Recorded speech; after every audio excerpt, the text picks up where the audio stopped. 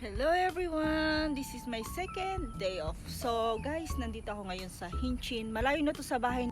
Kaya medyo kinakabahan ako kasi gamit ko yung scooter. Yung scooter na to, charge ko kaninang maaga. Bali 5 charge siya ngayon, 4 na lang. Tapos yung pang-apat, paindap-indap na lang siya. Kaya kinakabahan ako. Sabi ko, bago mag 2 charge siya, dapat makabalik na ako ng bahay. Pauwi na. So dito ako guys sa Hinchin. Ang ganda ng place dito guys, inaabangan ko yung sunset kaya lang wrong timing, nakatago yung araw.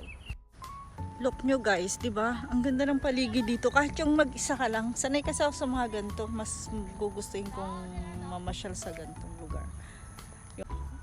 May dog. Ang ganda pa. Sayang kasi hindi makita yung araw.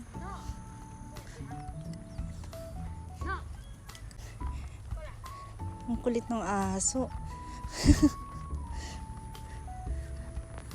Guys, alam nyo ba kung nasan yung bahay?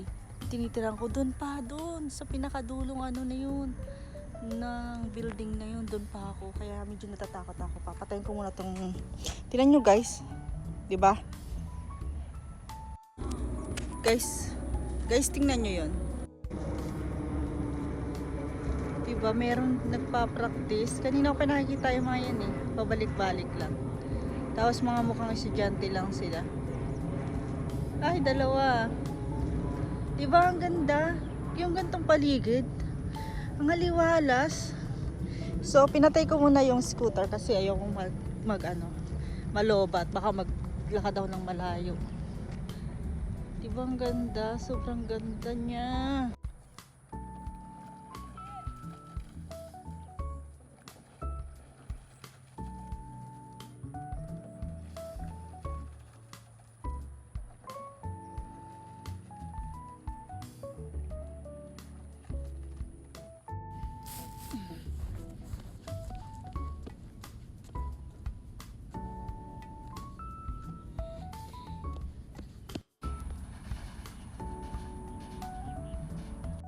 So guys, mukhang madilim na.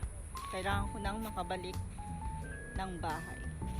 Pero ang ganda talaga niya. Gusto ko talaga dito sa lugar na to. Ay.